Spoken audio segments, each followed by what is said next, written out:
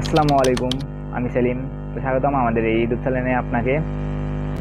তুমি যদি এখনও জীববিজ্ঞানের চতুর্থ অধ্যায় শুরু না করে থাকো তাহলে তোমার জন্য এটা পারফেক্ট ভিডিও, কারণ আমি এই ভিডিওতে যে ইনফরমেশনগুলো শেয়ার করতে যাচ্ছি সেগুলো অনেক গুরুত্বপূর্ণ। তাই চলুন ভিডিওটি শুরু করা যাক।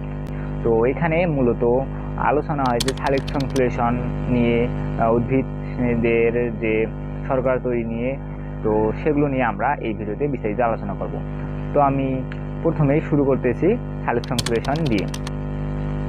তো সাইলেক্ট সংশ্লেষণ কাকে বলে?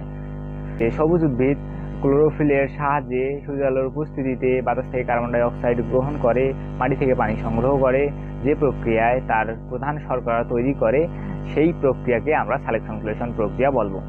তো সাইলেক্ট সংশ্লেষণ প্রক্রিয়ার পরেই এই যে বিষয়টি নিয়ে আলোচনা করা হয়েছে আলোক নির্ভর পর্যায় এবং আলোক নিরপেক্ষ পর্যায়। তো আলোক নির্ভর পর্যায় এবং আলোক নিরপেক্ষ পর্যায়, এই দুইটি পর্যায়ে সাইলেক্ট সংশ্লেষণ এই দুইটি পর্যায়ে ভাগ করে ব্ল্যাকম্যান 1905 সালে বিজ্ঞানী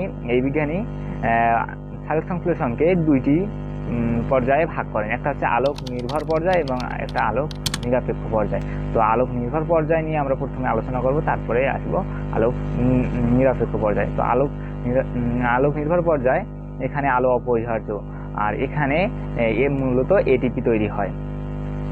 তো এটিপি অ্যাডিনোসিন ট্রাইফসফেট।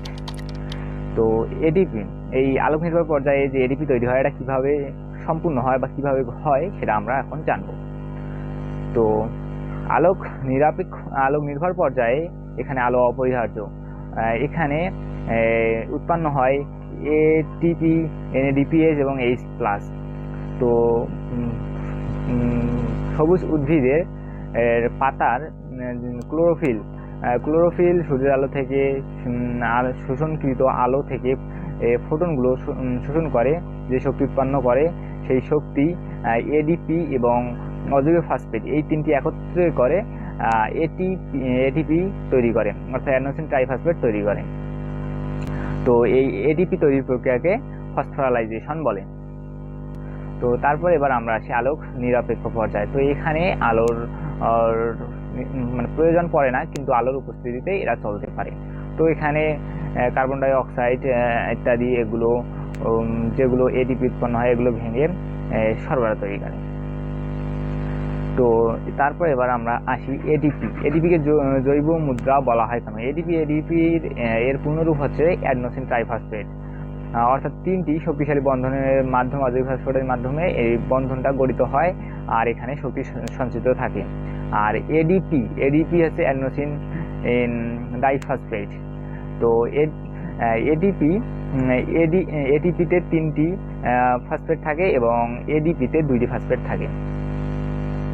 তো এই এটিপিকে অনেক সময় জৈব মুদ্রা বলা হয়। এর কারণ হচ্ছে এখানে শক্তি সঞ্চিত থাকে এবং প্রাণীর মানে রাসায়নিক বিক্রিয়া সম্পূর্ণ করার জন্য এখান থেকে শক্তি নির্গত হয়, যার কারণে একে জৈব মুদ্রা বলা হয়। আসলে এই এটিপি একটি রিচার্জেবল ব্যাটারির মতো কাজ করে, কারণ এখানে আমরা শক্তি সঞ্চয়িত রাখতে পারি এবং প্রয়োজন অনুযায়ী সেটি ব্যবহার করতে পারি। সেই রকম এটিপিতে শক্তি সঞ্চয়িত করে রাখা যায় এবং প্রয়োজন অনুযায়ী সেগুলো ব্যবহার করা যায়। তো তাই একে জৈব মুদ্রা বা বায়োলজিক্যাল কয়েন বলে। তো তারপর এবার আমরা যে বিষয়টি নিয়ে আলোচনা করব সেটা হচ্ছে সবাত শাসন এবং অবাত শাসন।